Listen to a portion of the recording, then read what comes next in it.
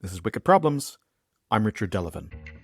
I think I've become a little bit more diplomatic as I've got older, and I happily kind of rub shoulders with my right-wing colleagues and say, look, let's have a coffee and have a chat, and we might agree or we might disagree. I was probably a little bit more comfortable with the megaphone in 2006. I'm still happy to take one up today, but I think I've learned better listening skills, and particularly when you're dealing with people of all political persuasions from 27 different countries, you absolutely have to listen carefully to the concern that's on their mind. We're watching climate breakdown in real time. I would hope that the extreme weather events will focus our mind on the need to go further and faster. We've doubled energy efficiency, and we can do it again. Buildings consume 40% of the energy in the European Union, and they are responsible for 36% of the greenhouse gas emissions. So if we tackle buildings, we're well on our way to tackling climate change. The debate around the European elections, I'd like to see it focus on the decade of change and why we need green voices on the European stage in the years ahead.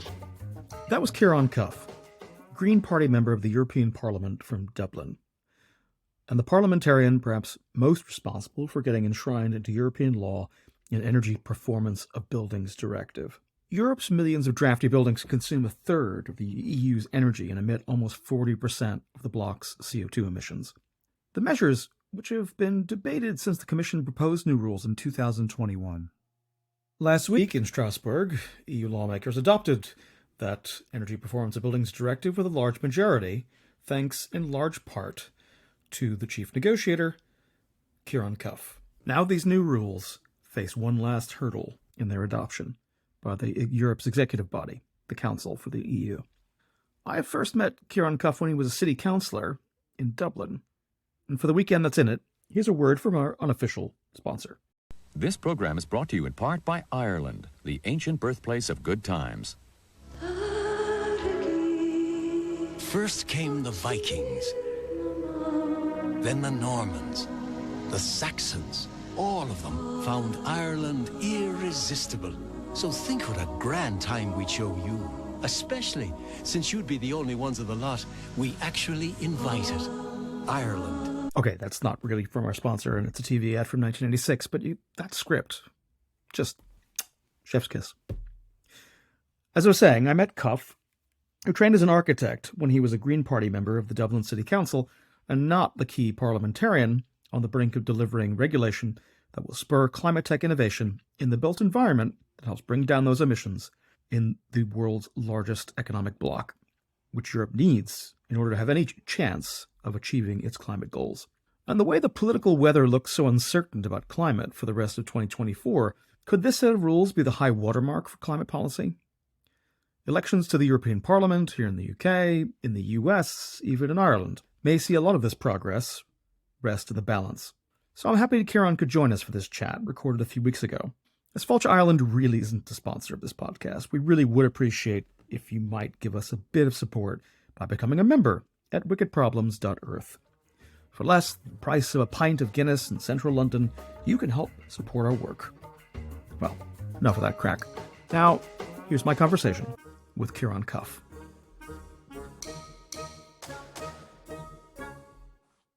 Welcome back to Wicked Problems. I'm Richard Delavan, and I'm so delighted we can be joined today by Green Party MEP for Dublin, Ciarán Cuffe. Welcome to the show. Richard, how are you? Fantastic. How are you? I'm very well. So the last few months have whizzed by. The European Green Deal was a big part of what I was focused on, and we've made progress. So I'm very happy to talk about all of that and what's happening on the global stage as well, because COP28 finished up not too long ago with mixed results, but some progress there too. Well, let's talk about that to start with, because again, you've had an absolutely stonking year, and I know that your party colleague Eamon Ryan, the minister, had also played a significant role during the talks as negotiations progressed, ending to this final agreement. Obviously, there has been an outsized influence compared even perhaps to previous COPs of Green Party members across Europe and their voices, and how that helped shape the negotiations. So, tell us a little bit about that in particular. Obviously, you've written it's a mixed bag in terms of the final result, but let's talk a little bit about the process and the role that you and other party colleagues played in helping to deliver it. Yeah, well, it's interesting. I guess 4 or 5 years ago, there was a big announcement at a European level that we were going to have a European Green Deal. And certainly within my own political grouping, we've spoken about Green Deals for decades at this stage. But in fairness to Ursula von der Leyen, the incoming president of the European Commission, she said she wanted to deliver it. Now, a lot of it was old stuff, just dressed up with a little bit of green wallpaper on it. But actually, the commitments were pretty strong. And the headline commitment was a 55% reduction in greenhouse gas emissions between the year 1990 and 2030. And we're on course to deliver that. So halving the greenhouse gas emissions in Europe is a pretty big deal. And you don't do that by just waving a magic wand. You do it with all kinds of different legislation. And after we passed the European climate law, we then got involved in what was called the Fit for 55 package, fit for the 55% reductions. And to my count, there's about 20 different pieces of legislation involved in that. Everything from sustainable aviation fuels to the energy performance of buildings, the old reliables like renewable energy, the Renewable Energy Directive, the Energy Efficiency Directive, and then new stuff like a carbon border adjustment mechanism. So if we import stuff into the EU, we want to make sure that the price of the carbon has been paid at the point of entry. So this is a whole new ball game. There's a lot of unknowns as to how it will play out over the next few years, but I think the headline commitment is still there, even though within the last 6 to 12 months there's been a bit of a pushback from the right and the far right. I mean, the far right never likes climate action anyway, but the center right, EPP in Germany, they're really pushing back against the European Green Deal, and that's a little bit worrying. Well, let's come back to that, because with the elections coming up in June of next year for the next European Parliament, there's been a lot of predictions about what might happen and how that might affect the agenda. So let's come back to that maybe at the end. But to start out with, I suppose one of the ways of describing the outcome out of Dubai has been that, there's been I like to think about it as a lagging indicator, right? In the sense that you've got Europe in the forefront, having pushed these policies, and therefore having a credible negotiating position that says, we know it's possible because we're actually doing it. We can show how it can be done. I mean, do you feel like that, again, let's talk about your role in pushing one of those particular pieces of legislation about doing a retrofit on building stock across the European Union. So please tell us more about that and your role. There's 2 points in this. One is that when Europe kind of goes to COP, when we engage in this huge global debate, we kind of come into the room feeling quite proud of ourselves because we're doing the work. But the moment you go into the room, developing countries are saying, oh yeah, it's them again, because they would feel that we're part of the problem. We're causing the huge greenhouse gas emissions. I mean, Africa is maybe 2-3% of the global problem, but we tend to focus on, what's Africa doing? Whereas in Europe, we're a double-digit part of the problem. And we absolutely do need to take action. And in fact, we should be taking more action. So we can't feel too proud of ourselves. But I mean, we do go to the COP and the different European institutions. The European Parliament goes there. We have a delegation from the Environment Committee. And every morning we sit down with the 27 other member states and we discuss what is being negotiated and the role that the EU can play. So we are a player in the room, and certainly my colleague Eamon Ryan was very present on the issue of loss and damage and the money that's needed to deliver the transition. I looked at one of the NGOs, one of the environmental organizations, and it said, look, what did they want from COP? They wanted a fossil fuel phase out that was fast, fair, full, funded, and feminist. I think there's about 7.5 Fs in there. What do they get then is the really interesting question. The fossil fuel phase out, well, they got a phase down. So as always, turkeys won't vote for Christmas, so the petrostates will not vote for a phase out, but a phase down is as good as you're going to get, and it wasn't bad. Fast, well, they used the word rapid, so that's not bad. Fair, they used just. Full, transition fuels are still in the mix, so we're not going to stop using gas tomorrow, but we need to keep the lights on, and obviously transition fuels will be in the mix. Funded, I mean, this is about affordability. There's wording around that in the deal. And then the last interesting word is feminist, which, is anathema to some. But the empowerment of women made it in. So in terms of the scorecard, I think we did okay. I think we got an honours mark out of COP. But of course, the political decision making lags the science. And that is every year. And I've been to 4 COPs at this stage. I didn't go to Dubai, but every year we come out quite frustrated, but progress is made.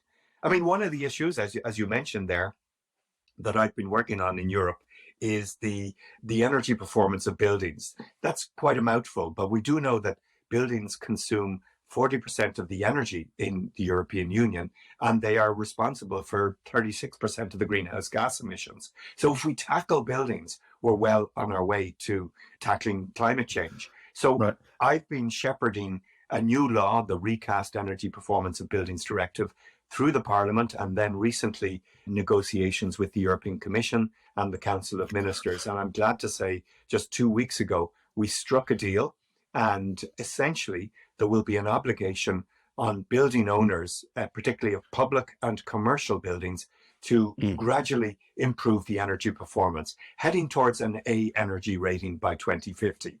Clearly, there has to be an opt-out for heritage buildings, for holiday homes, for certain categories. But essentially, the writing is on the wall. We're going to improve their energy performance, and there's an actual obligation on the owners of the commercial buildings. When it comes to homes, it quickly became a very political, a very weaponized file. So the Italian government under Meloni said, Brussels wants to take your home. So I had to do a lot of outreach and diplomacy there. I even gave a speech in Italian in the European Parliament saying this was part of a just transition and we need to provide the money and we need to help people on the way. So that went down okay and we got it through. So this means that there will be progress and we have kind of milestones along the way, 2030, 2040. But we're kicking this off. And the kind of grants, I mean, you have it in the UK with a big increase in the last few days for heat pumps. But it's all about heat pumps. It's all about solar panels, and it's all about insulation. You know, if realtors say it's all about location, location, location, in the world of energy efficiency, insulation is crucial. And actually coming out of COP, there was a commitment to doubling energy efficiency, which is all about upgrading your home to use less energy. So quite a bit of progress made there. No, and I want to get into some of the specifics because I think Europe, if these provisions are implemented, is going to look a lot different in the coming years in the sense that the rooftop solar provision means that you're going to be seeing an awful lot more of that, and it'll be somewhat leveling up the rest of the union for places that for which that's already a mandate in some parts of Europe. But in terms of, I mean, and it seems like it's going to be a model that takes as read that regulation can spawn innovation.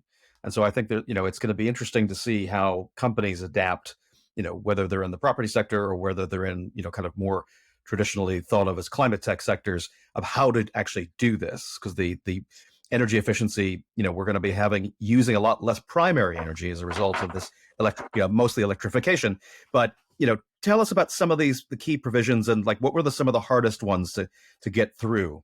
Yeah. I mean, it is all about innovation. And I mean, I saw an article in one of the Irish papers a few days ago with some property guy bemoaning the vacancy rate in offices and saying, it's all down to these new damn European laws. I mean, he is the equivalent of a guy trying to sell horses in 1910 when these newfangled internal combustion engine vehicles are kind of rolling past his stable. You got to adapt or die. And these building owners will have to renovate and refurbish.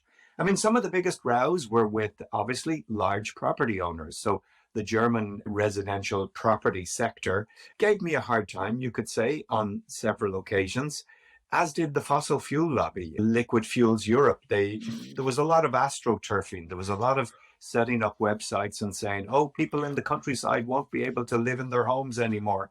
So I think there was quite a bit of fear mongering, but we tried to get our message out in all of this.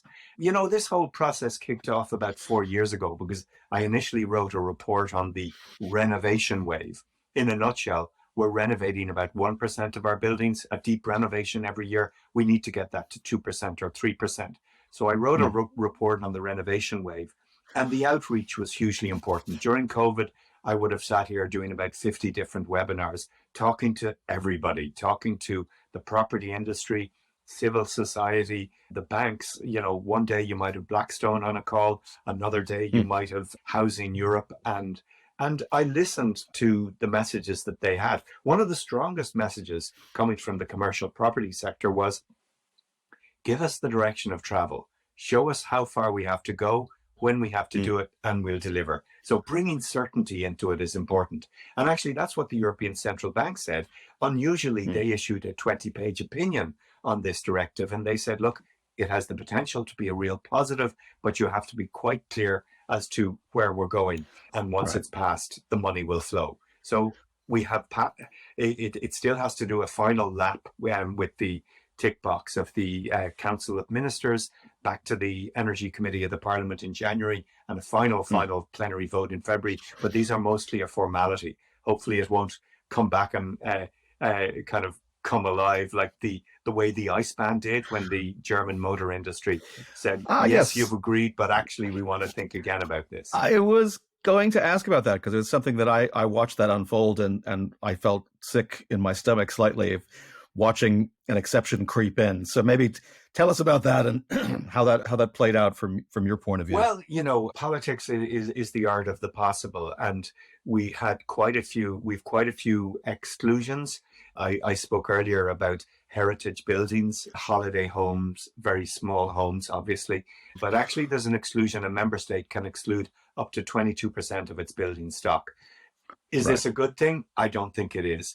Is it the realpolitik of getting a deal done? Of course it is. So a bit like sausage making, nobody wants to see how laws are made, and the kind of deals you do after being in a room for 10 hours until 4:30 in the morning. Sometimes they're ugly, but they are part of the legislative process. I mean, it's something that, I want to come specifically back to the ICE ban and what crept in there. So just to remind listeners, this was something that, there was a set date to basically rule out the sale of new internal combustion engine vehicles in Europe. And then that was watered down with a provision, put in, at the behest of, let's say, people who were enthusiastic about keeping for some kinds of ICE vehicles around. And so therefore e-fuels seem to have got an exemption that allows it in. Show me the business case. That's all I can say.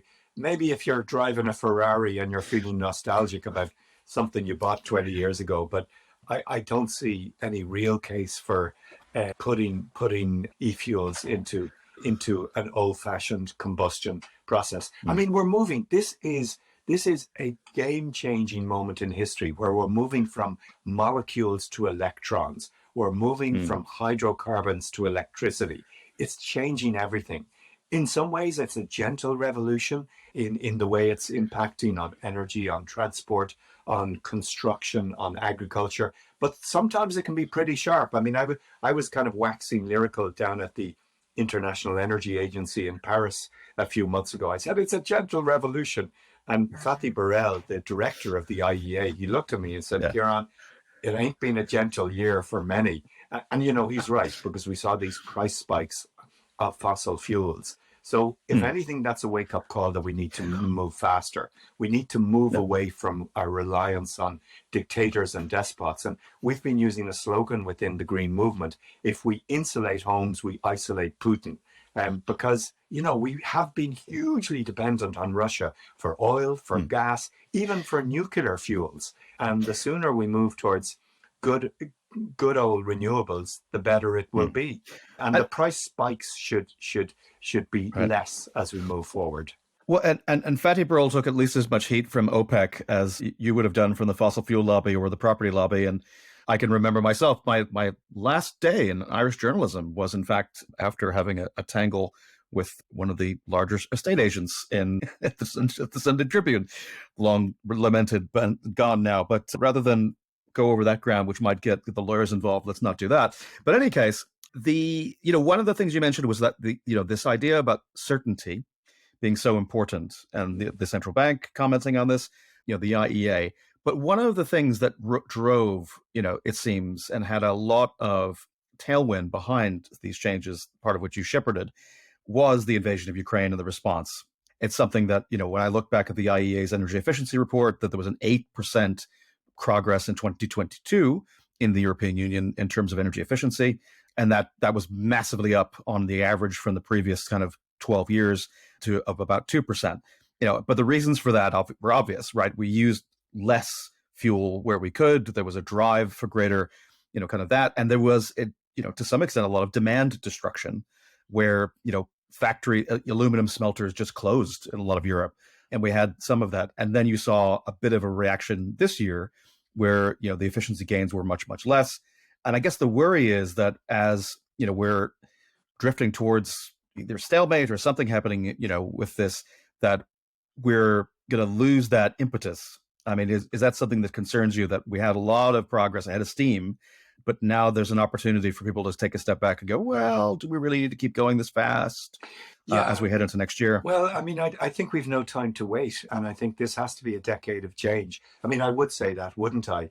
But I mean, all you need to do is look at your screen and see the extreme weather records that are being broken week in, week out around Europe. I mean, you can see the graph of this year of this mad differentiation between average temperatures and what has happened. So I think we're watching climate breakdown in real time. So as an optimist, and I think to be in politics, you have to be optimistic, I would hope that the extreme weather events will focus our mind on the need to go further and faster, as the NGOs were saying. I mean, the good news is we've doubled energy efficiency, I think, over the last decade in Europe, and we can do it again. Brian Motherway, Irish guy who works in the IEA, he said we can happily double this again over the next 10 years. But certainty is key, and if you look at the rollout of renewables, offshore wind has had a little bit of a wobble because, first of all, because inflation has impacted on everything. Costs have gone up, but also they need the certainty. So if we want to keep rolling out heat pumps, if we want to keep rolling out offshore wind, we need massive amounts of money and we need a lot more certainty. I think there is good news because the European Investment Bank, 2 years ago, they did a kind of a road trip around the Parliament saying we are now the European Climate Bank, and they are very focused on investment in renewables and in climate action. They even said, one of the biggest projects they funded here in Dublin in recent years was an extension to the airport, a third runway. And they said quite openly that that's not the kind of project they would fund anymore. So they are changing their criteria. And another European piece of legislation that has passed that I didn't mention was the European taxonomy. And this is basically selection criteria for what gets the thumbs up for being a green investment. Now, we had quite a row about it because it included nuclear and some forms of gas if it's efficiently burnt. But still, the direction of travel is in the right way. And it means that it will be harder and harder to fund fossil fuel projects, certainly in Europe. And I think Europe is a worked example of what we're trying to do at a global scale. I mean, we've got to learn from what's happening elsewhere as well. Joe Biden's Inflation Reduction Act is another way of doing things, of giving tax breaks to everybody. I'm not sure if it's perfect. I mean, do you really want to go out and buy a Tesla super truck and say, I'm doing my bit for saving the planet? Of course you're not. But look, Joe Biden again has to deal with the reality of American politics. People want green if they can buy more stuff over there. And if it's green stuff, it's somewhat better than not green stuff.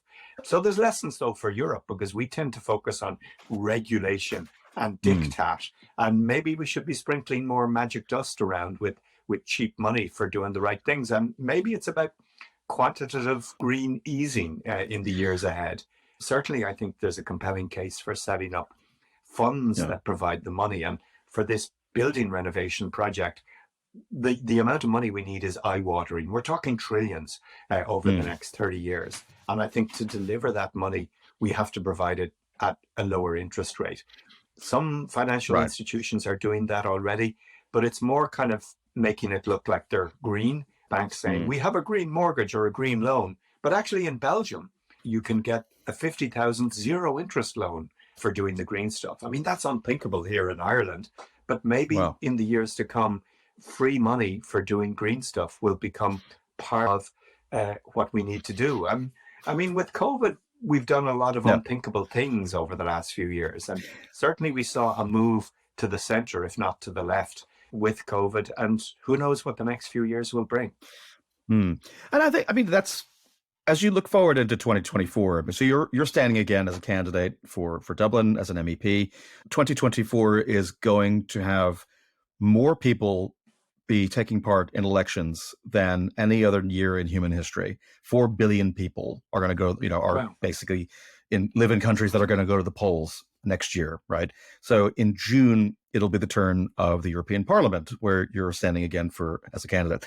Now, of the headlines, looking at Politico, looking at other, kind of media outlets going, over the last couple of months, have suggested that, the headline is a resurgent right of people like the AfD, Deutschland, people like Giorgia Meloni, you've already mentioned her party, but that it seems like after making all this progress, and a lot of which you are, had a part in playing this year, that the elections next year could be a harbinger of some kind of a reaction against this. And we've here in the UK, obviously, we've seen, the ruling Conservative Party trying to use a reaction against net zero policies as a way of trying to stoke, their kind of fading electoral fortunes.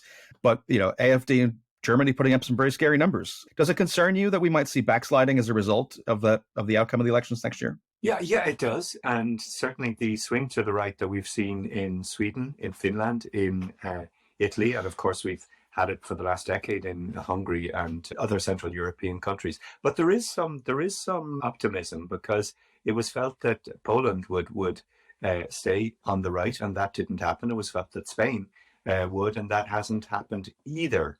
So it's not quite as clear-cut as some would make it out to be. And of course, in the UK, where you are, I think it's clear that the Tories will certainly, they're on a way to perhaps not being in government next time round. Now, we can argue about what Labour represents.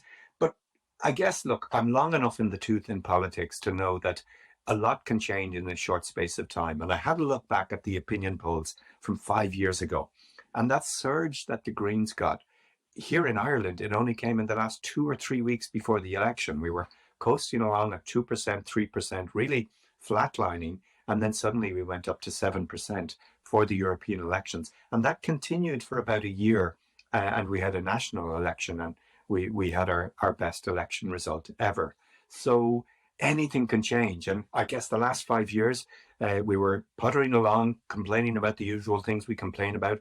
Then suddenly we had, Brexit came along, obviously, but that had been in the mix for a while. But as soon as we had finished up with Brexit, COVID broke out. And then as soon as we were kind of getting our breath back after COVID, Ukraine kicked off. And now we have the crisis, the violence in the Middle East. So 6 months is a long time in the kind of the dynamic in Europe. The challenge, though, that we have for the European elections, they are a second-order election. People are prepared to do things that they might not do in a national election. So the mood can change quite quickly. I mean, if you ask people in Ireland, what are the big issues? The latest polling is the cost of living, the cost of housing, migration. I mean, I think migration will be an issue. Obviously, Richie Sunak sees that with his 3-word messaging that he got from Dominic Cummings. And I think every party will have to have clear messaging on migration, and whether that message is about resistance, or whether it's about empathy and a understanding. We all need to have clear messaging as to what we're going to do about the fact that there are enormous inequalities in the world. And even though we have our problems in Europe, there's a huge amount of people who would much rather be in Europe than in the failed states that they are coming from. So as an MEP for Dublin, one of the things that obviously has taken place in the last few weeks that was shocking sitting here in the UK, was the disorder in the Dublin city centre, which at the time, many commentators jumped to suggest was related to a desire to limit migration, some of which we could imagine in the future is going, everyone agrees, is likely to increase as a result of people fleeing areas that are less inhabitable due to climate change. What's going to be your message on the doorsteps as you're, talking to constituents who you're asking for their vote to reelect you, to say, to striking that balance between, acknowledging any legitimacy of their concerns, but also, how do you navigate that with what you know is coming? Yeah, I mean, I think migration is part of the way the world is today, and certainly the area I represented in Dublin for 5 years, the North Inner City, was about 40% people who weren't born in Ireland. Those people have made Dublin a much more interesting place in terms of food, culture, employment, and so many different areas. What you're seeing in the UK is the challenge that arises if you limit migration. You're not going to get the health staff. You're not going to get the restaurant staff. You're not going to get the people who are prepared to do the work that maybe some others would not do. But of course, we do need to tackle the challenge of immigration. I think we need to revisit the Dublin regulation, which goes from 30 years ago, which said you had to apply for refuge at your first port of call. And that is fueling racism in Italy, in Greece, in Spain. So I think we need a big kind of rethink at a European level. I think we need to put more funding into the developing world to give people a decent future in their own country, because ultimately that's better than sending the bright, best educated people to Ireland. It would be much better if people could stay in Tunisia, in Syria, in Nigeria and other places. But that is, that's a lifetime's work to make that happen. But I do think we need to move beyond the kind of philanthropic approach to the world order of we'll sprinkle a bit of money and everything will be fine, into really targeted development aid. Ireland Aid actually has a pretty good record of really helping communities on their path to development. But I mean, what if we doubled our development aid or trebled it? And yet in some countries like the UK, they have doubled down on reducing it, as a result of which there are more and more boats heading towards the UK's borders. So I think it will be a tortuous debate. I think people are trying to get very simple messages across of the immigrants are the bad people and the existing residents are the good people. But I mean, that incident that sparked things off in Dublin was a terrible stabbing of children outside a school where my own kids went to school, actually. But I mean, the individual, it seems very clear that there was a huge history of mental illness there. And, it's not just immigrants who have mental illness. We have them in every population. So to simplistically suggest that migration is the cause of all our woes is dangerously simplistic. So I think that message needs to get out there. But also, we need to think a little bit about the role of new media, of social media, in driving people down rabbit holes that are echo chambers for like-minded people. Because I think the escalation of violence in Dublin a month ago absolutely came from the way in which messages were bounced up on social media. And I'm glad to see that Thierry Breton, our European Commissioner, is taking action against X for actions that for what they may have done. And that is not unrelated to the events that happened in Dublin. If you amplify hate on social media, you will drive violence. And I think there's a real danger and there is a need for control. Not that we're trying to silence people, but certainly, you cannot shout fire in a crowded theatre, and we need equivalent measures in the world of social media. And that is one of the challenges that we have with the Digital Services Act, and we'll see how that plays out over the coming months. So, two last questions. You've been very generous with your time. I appreciate you've got probably a lot else on your plate today, Ciarán. So thank you, first of all, for that. But a couple questions then. First, what are you looking forward to in 2024? What's going to be on the agenda, in terms of policy in this area? I think we've passed a lot of legislation recently. You had mentioned earlier the corporate due diligence legislation. A lot of these new laws, they take time. They take 2 or 3 years before they crank up. And generally, then suddenly we have a row about them 3 years after they were passed. That's the way Europe works, because we generally don't have rows, but the rows happen in our domestic parliaments. What am I looking forward to? I'm looking forward to seeing corporate due diligence have an impact on our supply chains. I'm looking forward to seeing the work we've done on simple stuff, like just having one common charger, of people kind of going, oh, it's great, I don't need to have a box full of cables anymore. Little things that are having an impact. Watching that happen, and maybe people will feel a little bit more positive about what Europe can do.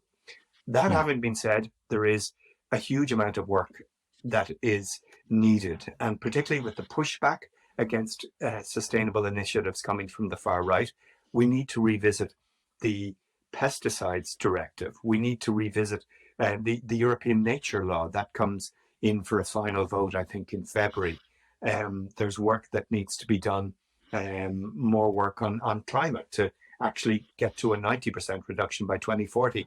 All of these will require new laws or the reform of existing laws. And I think the debate around the European elections, I'd like to see it focus on the decade of change and why we need green voices on the European stage in the years ahead. So, next question. What's your message on the doorstep? Someone in Stony Batter is going to say to you, why on earth should I put you back into Strasbourg, into the European Parliament? What's your one line? I think I have a track record of delivery in Europe on greener buildings. Another law I was the negotiator on was moving towards the greening of aviation fuels. I know how Europe works. I can be a diplomat or a maverick depending on the meeting and the particular issues at hand. I'm effective. I'm making change happen for a union of 440 million people. If you want that to keep on happening, you better vote me back.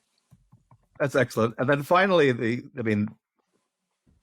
we haven't seen each other face to face in, I think the last time would have been in 2006, around thereabouts. So what do you think would surprise 2006 Ciarán Cuffe about the 2023 version?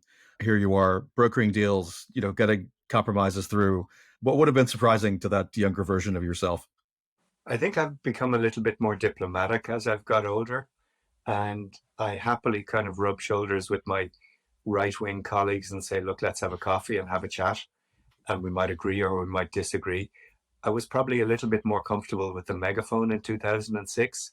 I'm still happy to take one up today, but I think I've learned better listening skills, and particularly when you're dealing with people of all political persuasions from 27 different countries, you absolutely have to listen carefully to the concern that's on their mind, and people need to be listened to, and that's a key issue when it comes to, also it's about migration, it's a key issue when it comes to rapid decarbonisation of our energy systems. People have fears, they have worries, and if you don't stop and listen and tease things out with them as a legislator, then you're not going to get things across the line. That seems like a good place to leave it. Ciarán Cuffe, MEP for Dublin, Green Party, thank you for joining us, and we wish you, your family, the best. Thank you, Richard. Look forward to catching up. Hopefully it won't be 15 or 20 years next time. Well, indeed. And I look forward to, kind of maybe even seeing how you're doing on the doorsteps as the elections approach. So maybe we can meet up for a pint. That'd be great. Love to. Thank you. Thanks for listening to Wicked Problems. And if you like this conversation, please share it and leave us a rating and review on Apple Podcasts or Spotify. It really helps people find the show. You can subscribe to our newsletter at news.wickedproblems.uk, where you could also find more episodes with Richard Delvin and Claire Brady and all our show notes. And consider becoming a paid subscriber to help support our work. You can also find us wherever you get your podcasts. For now, thanks for listening. This program is brought to you in part by Ireland, the ancient birthplace of good times. First came the Vikings, then the Normans, the Saxons. All of them found Ireland irresistible. So think what a grand time we'd show you. Especially since you'd be the only ones of the lot we actually invited. Ireland